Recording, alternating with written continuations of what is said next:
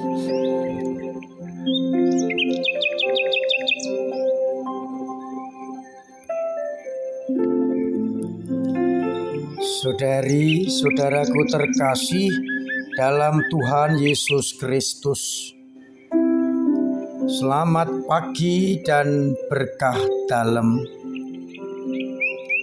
Kita bertemu kembali dalam renungan harian kita, Kamis 23 Maret 2023. Bacaan-bacaan yang kita pakai untuk bahan permenungan dikutip dari kitab Keluaran bab 32 ayat 7-14, di mana Allah merancangkan murkanya ketika bangsa Israel membuat patung lembu emas menggantikan Yahweh. Namun Musa mencoba melunakkan hati Allah, dan akhirnya Allah tidak jadi menimpakan malapetaka itu. Allah menyesali malapetaka yang dirancangkannya. Sedangkan pada bacaan Injil dari Injil Yohanes bab 5 ayat 31-47, Yesus berbicara dengan orang-orang Yahudi karena mereka tetap tidak percaya akan kesaksian Yesus. Yesus menegaskan pekerjaan-pekerjaan yang dilakukan itulah yang menjadi kesaksian bahwa Dia berasal dan datang dari Allah. Dan karena tidak percaya, orang-orang Yahudi yang hanya percaya kepada Musa, ditegaskan oleh Yesus, yang mendakwa kamu di hadapan Bapa adalah Musa. Dengan demikian, mereka menolak Yesus Kristus.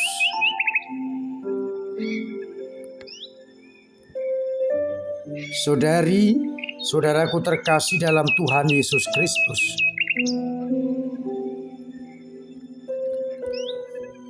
biasanya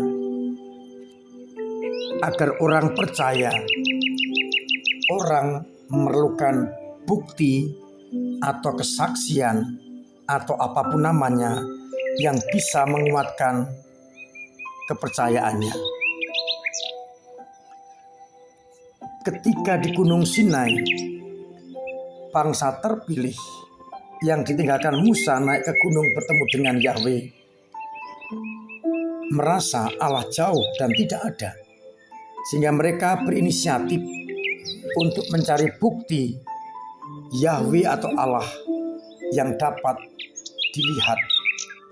Maka mereka kemudian membuat patung lembu emas,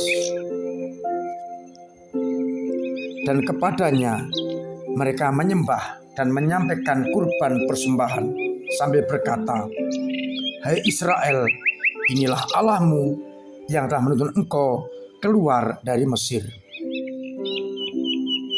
Orang Israel ingin bukti bahwa iman mereka harus jelas. Maka mereka membuat patung lembu emas itu sebagai ganti Yahweh.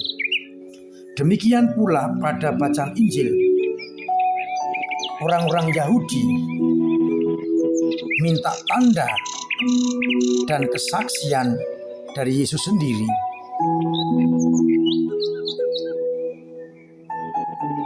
Tapi Yesus tidak akan memberikan kesaksian lain, karena yang beri kesaksian adalah Bapa. Kesaksian manusia, karena mereka telah mengirim utusan kepada Yesus bertanya, namun mereka tidak percaya. Mereka mengerti yang seorang baik, cahaya dan terang, tapi tidak menikmati lama, hanya sebentar. Maka Yesus menegaskan kesaksian tentang Yesus, bahwa Bapa mengutus Yesus adalah pekerjaan yang dibuat oleh Yesus. Menyembuhkan orang sakit, membangkitkan orang mati, membuat mujizat dan macam-macam. Itulah kesaksian bahwa Yesus berasal dari Allah. Namun mereka tidak mau mendengarkan kesaksian itu. Meskipun kita para nabi berbicara tentang Yesus.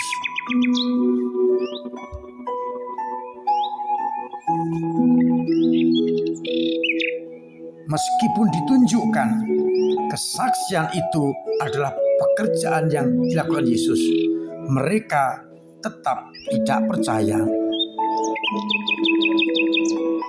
Maka mereka akan didakwa oleh Musa yang mereka percayai. Saudari-saudaraku terkasih dalam Kristus, pengalaman orang Yahudi dan orang Israel sering juga menjadi pengalaman kita. Kita menuntut bukti dan kesaksian bahwa Allah menyertai kita. Yesus pernah berkata, "Makananku ialah melaksanakan pekerjaan Bapa." Dan kemarin kita mendengarkan bahwa Bapakku dan aku bekerja sampai hari ini. Itu berarti kesaksian-kesaksian lewat ciptaan terus kita nikmati. Persoalannya adalah kita tidak mendengarkan, kita tidak menyadari, dan kita tidak mengimani bahwa itu bentuk penyertaan Allah kepada kita. Itulah kesaksian bahwa Yesus utusan Allah, namun kita tidak melihatnya. Belajar dari orang-orang Farisi dan juga orang Israel waktu itu, zaman Perjanjian Lama. Marilah kita melihat kesaksian-kesaksian lewat pekerjaan-pekerjaan Bapa, lewat peristiwa-peristiwa yang kita alami, sehingga iman kita akan semakin kuat, mendalam, dan benar-benar kokoh. Yesus yang kita imani menyertai kita, dan penyertaannya lewat berbagai macam cara. Namun seringkali kita tidak menangkapnya. Oleh karena itu mari bersama-sama kita merenungkan setiap peristiwa yang kita jumpai dan kita alami sebagai karya-karya Allah yang akan mempertebal iman kita. Karena kita meyakini Allah dan Yesus menyertai kita sampai hari ini. Sehingga kita pun diajak untuk mengerjakan pekerjaan-pekerjaan itu agar orang lain melihat pekerjaan ini, bertobat, beriman kepada Bapa, dan akhirnya diselamatkan. Mari kita cermati kesaksian-kesaksian Yesus lewat pekerjaan-pekerjaan yang dikerjakan sampai hari ini. Semoga kita peka akan kesaksian itu lewat pekerjaan-pekerjaan Allah, sehingga akhirnya kita semakin yakin Allah tidak pernah meninggalkan umatnya. Semoga lewat karya dan pekerjaan ini kita semakin mengenal Yesus, semakin beriman, dan akhirnya mengandalkan Dia di atas segala-galanya dan tidak akan mengganti Yahweh, Allah dan Yesus dengan berhala-berhala lain, melainkan tetap berpegang padanya sampai akhir zaman. Tuhan memberkati kita sekalian. Amin. Marilah kita berdoa. Bapa yang penuh kasih, kami bersyukur lewat kedua sabdamu kami kau ingatkan bahwa Engkau senantiasa menyertai kami, membimbing kami lewat karya-karya yang Engkau kerjakan sampai hari ini. Sekalipun kami kadang tidak peka, Engkau tetap melanjutkan karyamu agar kami nikmati dan akhirnya iman kami berkembang. Bantulah umat-Mu yang lemah imannya, yang mengalami banyak persoalan, yang sakit, yang tersingkirkan, yang punya beban berat.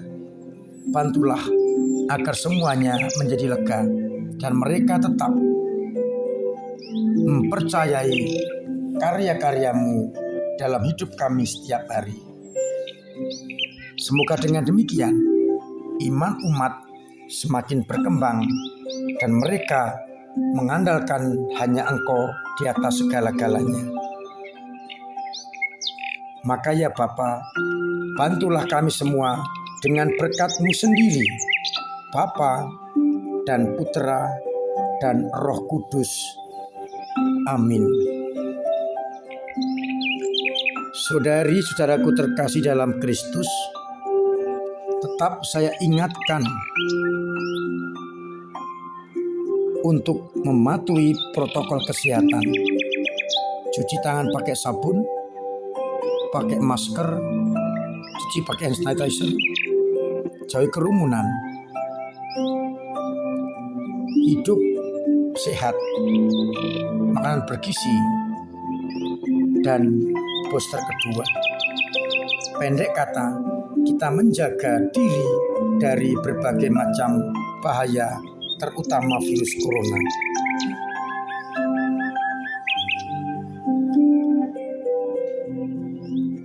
Pembangunan gedung serbaguna hampir selesai. Tinggal perapian sana-sini yang di luar rencana kita sehingga masih memerlukan dana. Di antara selasar di antara Mandala Graha dan gedung serbaguna, kita keramik, kita beri atap supaya bisa untuk sesuatu, pertemuan, pekerjaan dan sebagainya. Untuk itu masih diperlukan biaya. Maka saya masih mengharapkan bantuan untuk dana pembangunan dengan cara menambah jumlah kolektor pembangunan, transfer untuk pembangunan, atau sumbangan langsung lewat saya, lewat gereja, agar nanti semuanya bisa tercover dan gedung serbaguna sudah baik, lalu bisa teratasi semuanya dengan baik pula.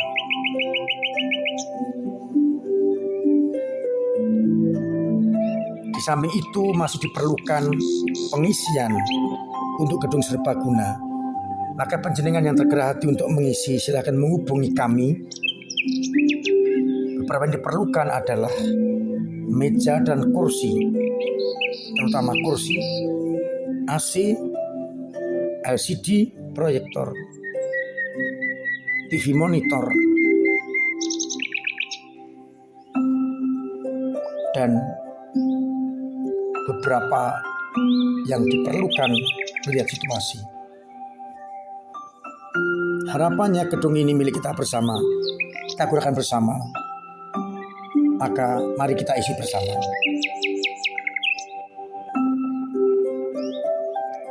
Untuk APP saya mengingatkan agar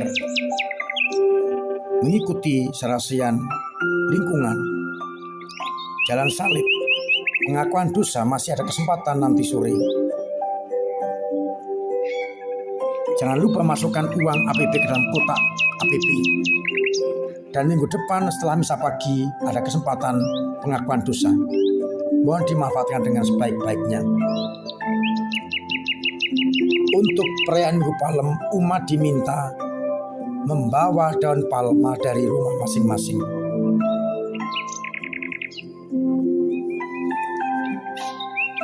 Mari kita bersatu hati mensukseskan perayaan Paskah dengan tetap olah rohani, olah jasmani. Kita membantu panitia Paskah sebisa kita agar akhirnya perayaan Paskah berjalan dengan baik. Akhirnya saya mengucapkan selamat pagi, selamat merenungkan, salam sehat, Tuhan memberkati.